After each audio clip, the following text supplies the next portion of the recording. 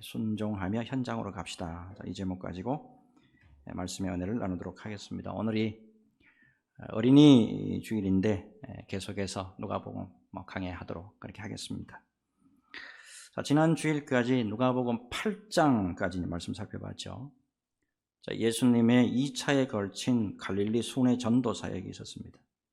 좀 특이한데 예수님이 성령에 이끌려서 마귀의 시험을 받으신 이후에 본격적으로 공생애가 시작이 됐습니다. 그와 동시에 갈릴리 1차 순회 전도 사역이 진행이 됐죠. 이게 이제 4장, 5장, 6장까지의 말씀이에요.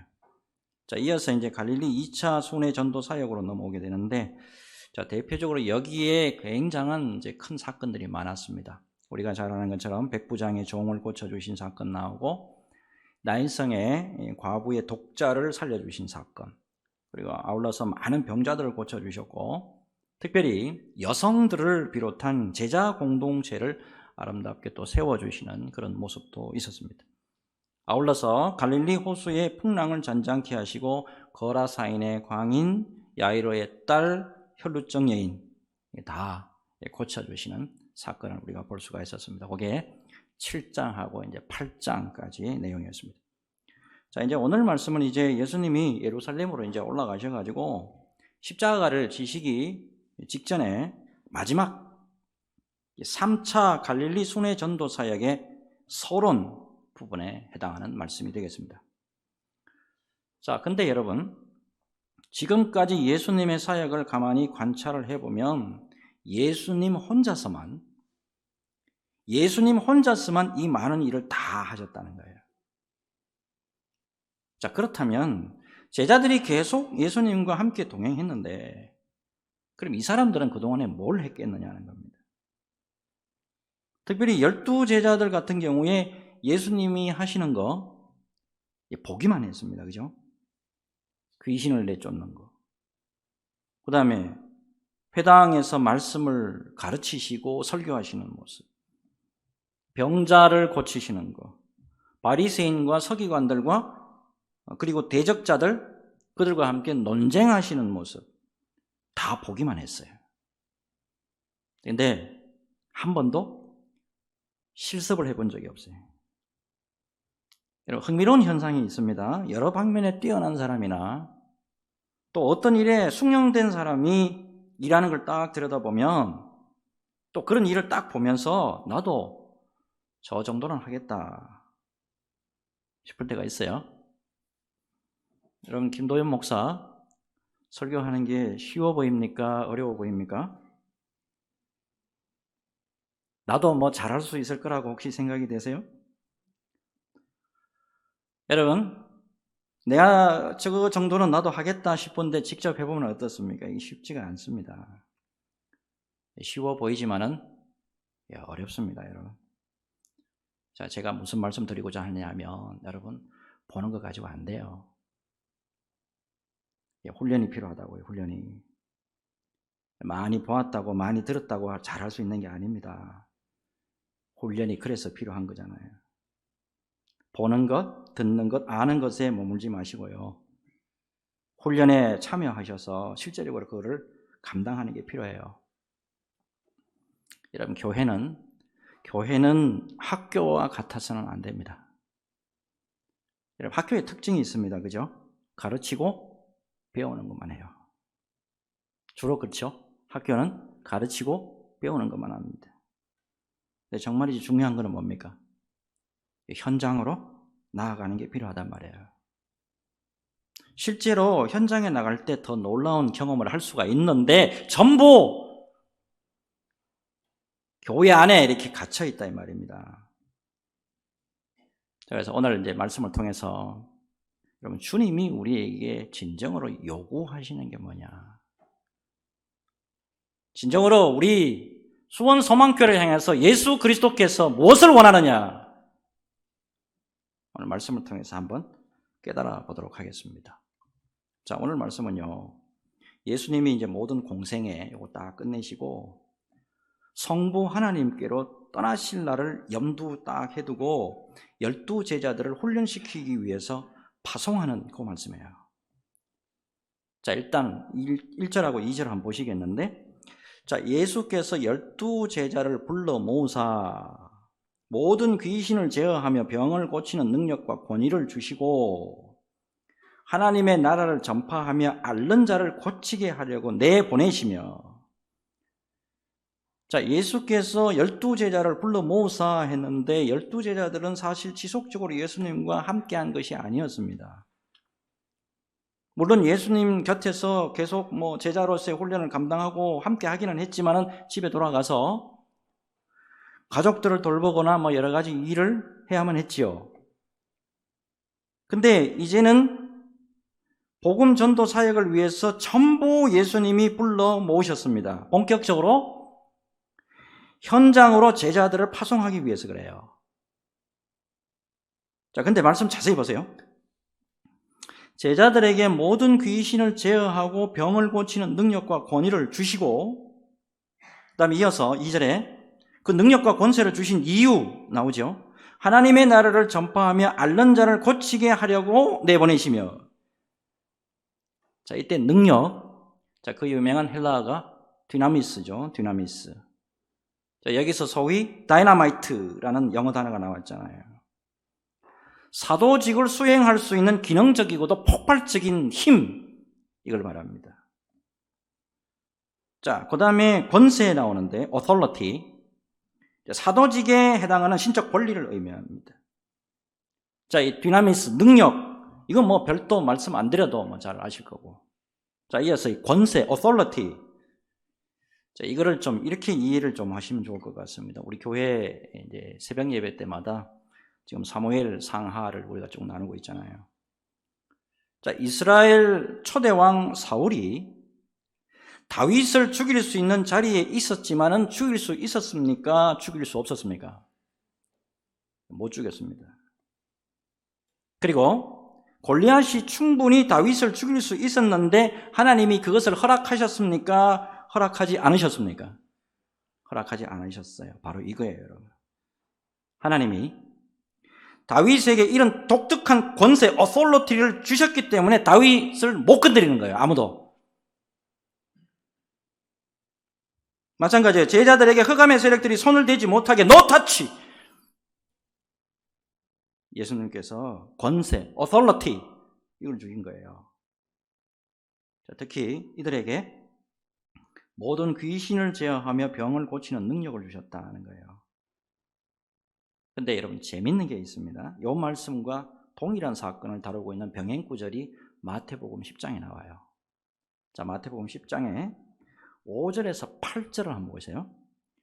자, 예수께서 이 12를 보내시며 명하여 이르시되 이방인의 길로도 가지 말고 사마리아인의 고을에도 들어가지 말고 오히려 이스라엘 집에 잃어버린 양에게로 가라. 가면서 전파하여 말하되 천국이 가까이 왔다 하고 병든 자를 고치며 죽은 자를 살리며 나병 환자를 깨끗하게 하며 귀신을 쫓아내되 너희가 거저받았으니 거저주라. 8절 우리 같이 읽겠습니다. 8절 같이 한번 읽어볼게요. 시작. 병든 자를 고치며 죽은 자를 살리며 나병 환자를 깨끗하게 하며 귀신을 쫓아내되 너희가 거저받았으니 거저주라. 아멘. 자, 이 말씀이 제자들에게 실감이 났을까요? 그동안에 예수님이 하는 거 보기만 했다고요. 그죠? 자기네들이 실제로 예수님처럼 해가지고 뭔가 권세와 능력이 나타났느냐? 안 나타났어요. 근데 어느 날 갑자기 예수님이 내가 능력과 어솔러티를 다 너희에게 주었다. 그리고 내가 거저 주었으니까 너희들도 거저 주어라.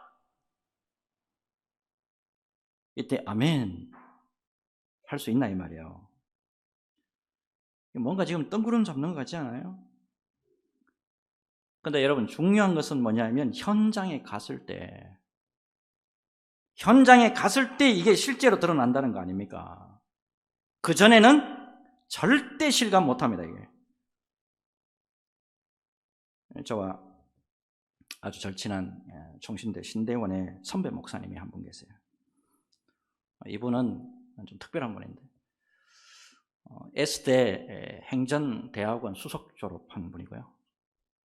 총신대 신대원에도 아울러서 수석 졸업한 분이에요. 상당히 지적이고 이성적인 분입니다. 아울러서 하나 더, 아버지가 무속인이에요. 3종 세트입니다. 이성, 지성, 샤머니즘. 이성, 지성, 샤머니즘. 예수 믿을 수 있는 틈이 거의 없어요. 그런데 이분이 교통사고 나가지고 병원에 오래 입원하게 됩니다. 근데 이제 이분 친구 가운데 아주 절친이 있는데 이분이 심심할 수 있으니까 병원에 오래 있으니까 이거나 한번 읽어보게라고 던져줍니다. 성경이에요. 근데 화가 확 나더래요. 내가 누군지 알 텐데 내가 누군지 알 텐데 감히 성경을 나에게 주다니. 받아가지고 집어던져놓은. 근데 며칠 후에 잠이 안 오는 거예요. 병원에 그냥 이렇게 따분하게 있으려니까 잠이 안 와요. 그래 잠이 안 오니까 그래 성경이라도 한번 읽어보자 라고 읽기 시작을 했는데 대단한 분이에요. 밤 꼴딱 세워가지고 성경 다 읽었다는 거 아닙니까? 분명히 밤에까지는 이성과 지성과 샤머니즘의 3종 세트야. 근데 밤이 지나고 아침이 되면서 예수쟁이가 된 거예요. 자, 그 다음이 더 흥미롭습니다. 이분이 회심하고 목사가 되기 위해 가지고 총신대 신대원에 바로 입학을 했습니다. 그와 동시에 서울 여의도의 모 큰 교회의 교역자로서 훈련만 받고 있었어요. 근데 기도하는 중에 너희 아버지가 차려놓은, 특별히 산에 차려놓은 산당, 그거 도끼 가지고 올라가가지고 찍어버리고 내려오느라 감동을 받아요. 기도 마음은 그런 거예요.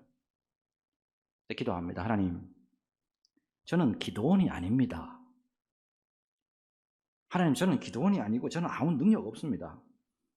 우리 아버지 성격이 보통이 아닌 거 아시잖아요. 산당 때려 부수고 내려오면 우리 가정 온전치 못합니다. 주여, 불쌍히 여겨 주옵소서.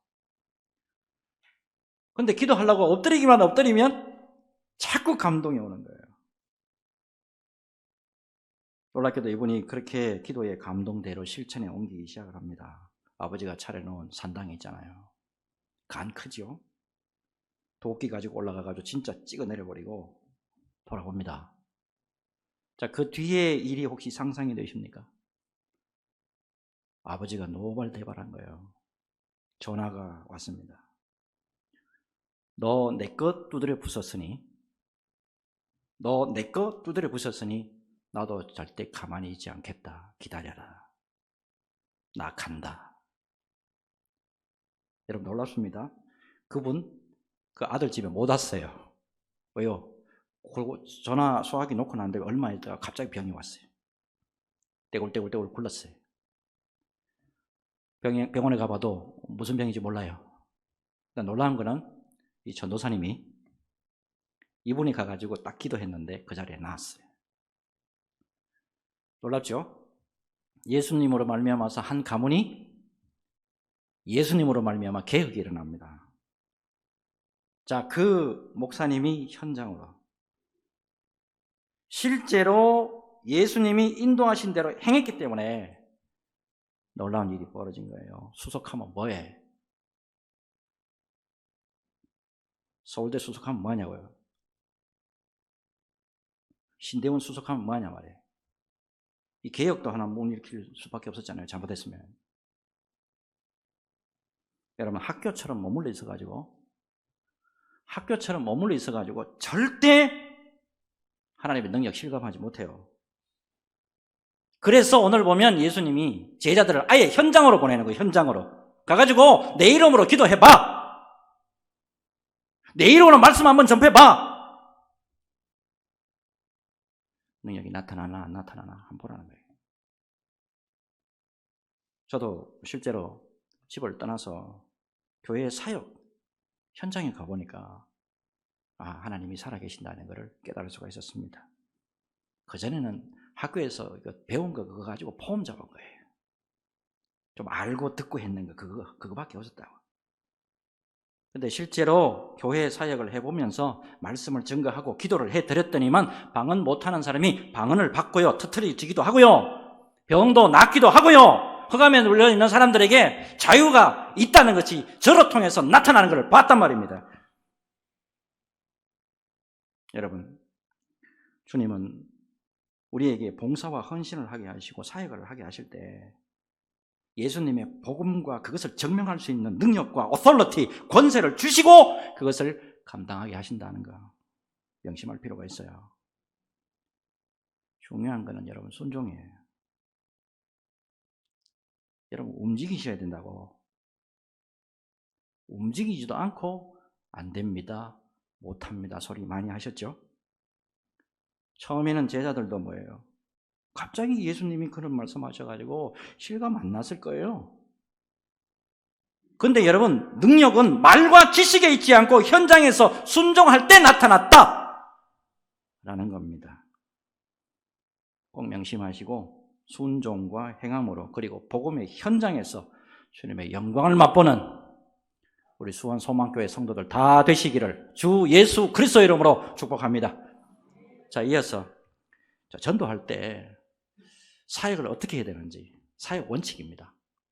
자, 차례대로 이제 주님께서 말씀을 주시고 계신데, 자, 3절부터 볼게요. 자, 이러시되 여행을 위하여 아무것도 가지지 말라. 지팡이나 배낭이나 양식이나 돈이나 두 벌 옷을 가지지 말며 그랬습니다. 여행을 위하여 아무것도 가지지 말아라.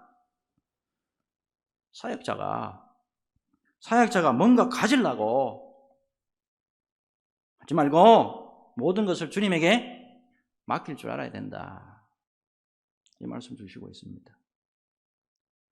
제가 잘 아는 자매예요. 겉으로 보면 참 키도 작고 나약한 자매예요. 선교 단체에 소속이 돼가지고 신실하게 사역을 지금까지 잘 감당하고 계신 분인데, 이분이 소속되어 있는 선교회가 참 특별한 훈련을 하더라고요. 차에다가 전부 다 딱 태워가지고 2명씩 짝을 찌워가지고 어느 지방에다가, 전혀 모르는 지방에다가 무조건 떨고 놔요. 그리고 딱 차비 그거만 딱 주고 핸드폰이고 뭐고 다 뺏어버린 거예요. 자, 그렇게 되면 어떡하죠? 바라볼 때는 하나님밖에 없는 거예요.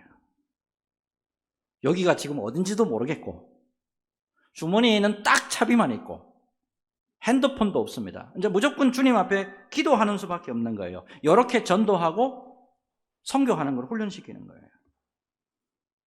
놀라운 거는 이상하게 주머니에 돈 두둑하게 들어있고,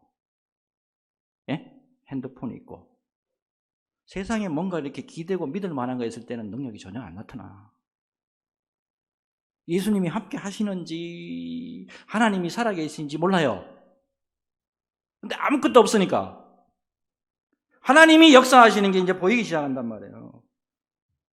어떤 곳에 갔더니만 아이고 얼마나 고생이 많냐고, 내 자식 같다고, 예수도 안 믿는 분인데 집에 들어오라고, 그리고 밥도 주고 용돈까지 챙겨주더래요.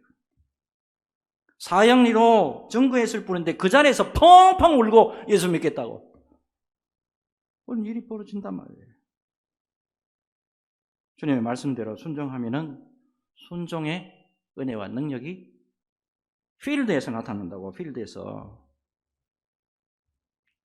아울러 4절 한번 보세요. 4절 보면 어느 집에 들어가든지 거기서 머물다가 거기서 떠나가라고 그랬어요. 뭐 잘 안 해준다고, 나 잘 영접 안 해준다고 어쩌고 저쩌고 하지 말고 한 곳에만 딱 머물고 있다가 가라. 그 말씀 주시고 난 다음에 5절 보세요. 5절 보면 누구든지 너희를 영접하지 아니하거든 그 성에서 떠날 때에 너희 발에서 먼지를 떨어버려 그들에게 증거를 삼으라 하시니. 제자들 영접하지 아니하면 그 성을 떠날 때 발에 있는 먼지 떨어버려요. 복음을 거부하는 책임은 바로 복음을 거부한 그 당사자에게 있다 이 말이에요. 너희들은 제자로서의 할 도리만 다하면 돼 이겁니다. 자, 이렇게 이제 하나님만 의지하고 주님의 말씀에 순종만 했는데 실제로 능력이 나타나고 복음의 영광이 드러나는데 6절 한번 같이 읽겠습니다. 6절 같이 읽습니다. 시작. 제자들이 나가 각 마을에 두루 다니며 곳곳에 복음을 전하며 병을 고치더라. 아멘입니까? 여러분 한 가지 주목 잘 해보세요. 제자들이 이렇게 현장 나가기 전에 교회 안에 갇혀 있을 때 말고 현장 나가기 전에 어땠냐고. 아무런 능력과 권세가 나타나지 않았습니다. 베드로 같은 경우는 어때요? 베드로 같은 경우에 어부 냄새 그대로 나요. 말끝만 하면 뭐 어쩌고 저쩌고 전부 어부에 관련된 거. 세리와 열심당원, 마태 같은 경우는 세리 아닙니까? 시몬 같은 경우 열심당원이라고. 모였다면 이 사람들 맨날 이거 뭐 돈하고 맨날 정치가 어쩌고 저쩌고 했을 거라고. 그 냄새 그대로 드러난다고. 돈만 밝히고 틈만 나면 예수님을 배반하려고 했던 가룟 유다 끼어 다 있었다고요. 그런데 예수님의 보내심의 명령에 순종해가지고 각 마을로 갑니다. 그리고 시킨 대로 복음을 전해봤다고.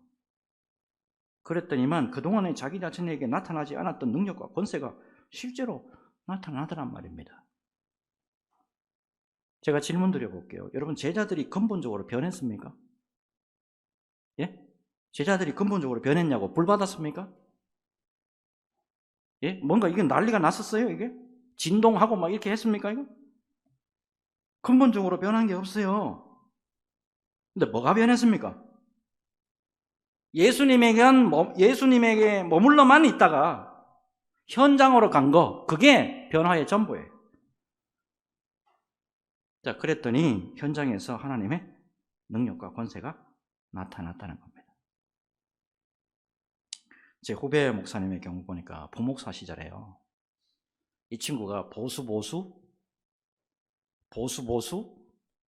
골통 보수예요. 그래서 치유, 귀신 내쫓는 거, 이거를 아예 어떻게 생각했냐면 무슨 이단자 취급하더라고. 근데 자기가 담임 목사 돼 보니까 이제 이게 장난이 아니거든요. 그동안에 담임 목사 하는 거 보면서 에이 저 정도는 나도 한다라고 했는데 실제로 담임을 해보니까 교회에 병자가 나와요 안 나와요? 병자 생기잖아요.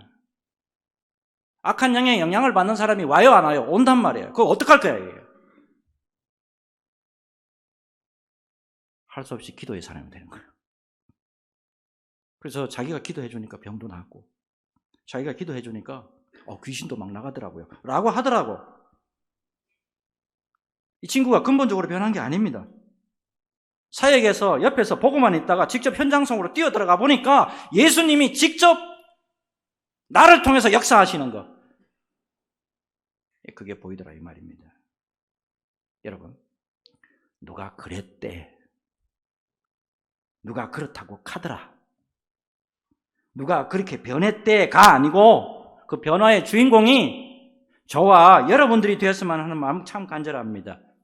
여러분 우리 수원 소망교회가요 주님의 놀라운 역사하심이 실상으로 드러나는 그런 살아있는 교회가 되었으면 합니다. 그래서 우리 믿음도 잘하고 예수 안 믿는 사람들에게 예수 그리스도가 살아계심을 증거해야 될 거 아닙니까? 그 영광으로 쓰임받는 저와 여러분 모두가 되시기를 예수 그리스도 이름으로 축복합니다. 마지막이요. 7절 한번 봅시다. 7절 우리 같이 한번 읽을까요? 자, 7절 같이 읽습니다. 시작. 분봉왕 헤롯이 이 모든 일을 듣고 심히 당황하니 이는 어떤 사람은 요한이 죽은 자 가운데서 살아났다고도 하며, 자, 심히 당황하니 그랬습니다. 원어로 보면 정신적으로 어찌할 바를 몰라서 쩔쩔매다, 몹시 쩔쩔매다 이런 뜻입니다. 영어로 perplex 이렇게 되어 있습니다. perplex, 당황하다는 거예요. 안절부절 못하는 말합니다. 자, 이어서 8절을 보니까 어떤 사람은 엘리야가 나타났다고도 하고 어떤 사람은 옛 선지자 한 사람이 다시 살아났다고도 함이로라. 죽인 세례 요한이 부활했다. 엘리야가, 아니 옛 선지자 한 사람이 부활했다, 난립니다. 지금 세상이 복음의 능력 앞에서 큰 충격을 받고 있는 상황을 지금 묘사하고 있는 거예요. 근데 여러분 잘 보세요. 지금 이 상황이 예수님이 직접 사역하셔가지고 이렇게 세상이 펄플렉스 하는 거예요? 예수님이 직접 사역했기 때문에 펄플렉스, 안절부절 못하는 겁니까? 아니잖아요.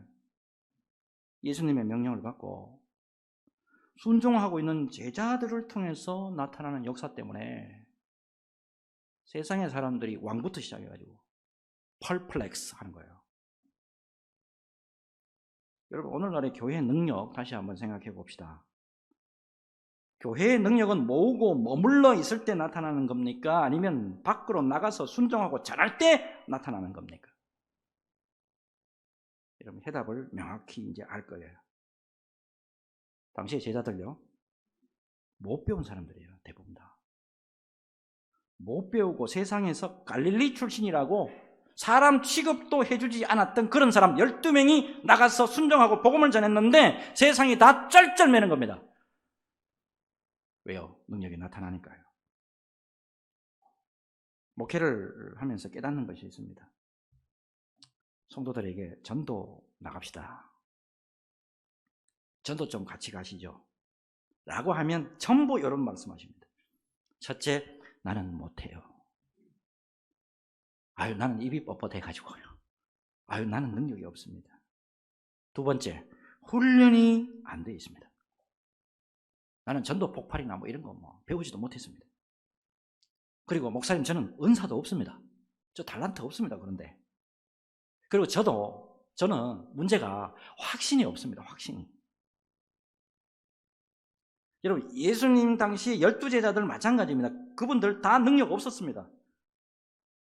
못 배우고 훈련 안 돼 있었습니다. 좀 더 솔직히 예수님에 대해서 예수님이 메시아인지 예수님이 그리스도인지 하나님의 아들인지 확신도 사실은 없었다고. 네, 말씀에 의지하고 순종했습니다. 그랬더니 귀신도 나가고 복음이 증거되면서 병자도 났습니다. 세상이 다 펄플렉스합니다.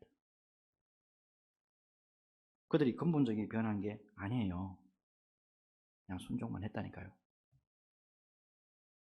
자, 잘 아는 책이죠, 여러분. 지성에서 영성으로.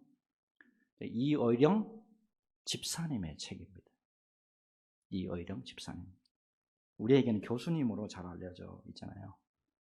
서울대 물리대, 동대학원 졸업하고 우리나라 최고의 지성인으로 살아온 분이에요. 작년 2월에 하나님의 부르심을 받았잖아요.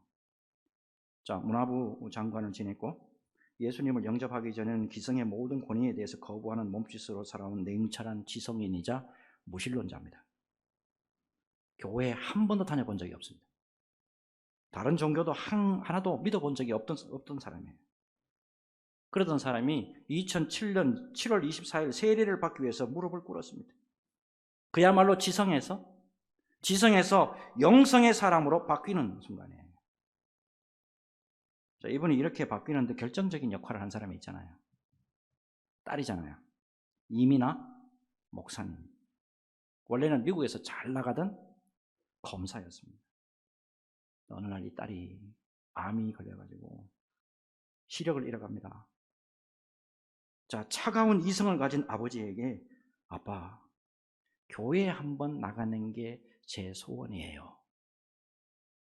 여러분, 엄청난 지성을 가지고 있는 아버지에게 목사이기는 하지만 교리가 어떠고 저떠고, 예? 복음의 핵심이 어떠고 저떠고 몇 장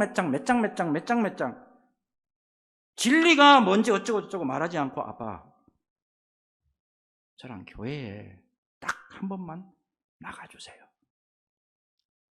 저는 이 책을 읽다가 보니까 분명히 이민아 목사님이 기도 가운데 주님이 주시는 감동으로 순종하여서 이의령이라고 하는 아버지에게, 순종해서 이의령이라고 하는 지성과 이성의 차가운 아버지에게 그냥 순종해서 복음을 전했다고. 놀랍게도 딱 한마디예요. 그 한마디 듣고 교회에 나온 아버지, 냉철한 지성의 사람이 뜨거운 회개와 눈물의 영성으로 바뀌는 역사가 일어났단 말입니다. 여러분, 주님의 말씀과 뜻대로 순종할 때 놀라운 주님의 영광이 드러납니다. 여러분, 문제는 순종이에요. 문제는 순종입니다. 직접 나오시기 바랍니다. 직접 교회에 나오시고요. 직접 교회에 나와서 엎드리시고, 직접 뛰시고, 직접 땀을 흘리시길 바랍니다. 여러분, 약하고 부족하고 확신도 자신도 없지만 순종할 때 현장에서 성령의 기름 부음 역사가 반드시 예수 그리스도의 이름으로 일어날 줄로 믿습니다. 순종으로 승리하시기를 예수님의 이름으로 축복합니다. 축복합니다. 우리 같이 기도합니다.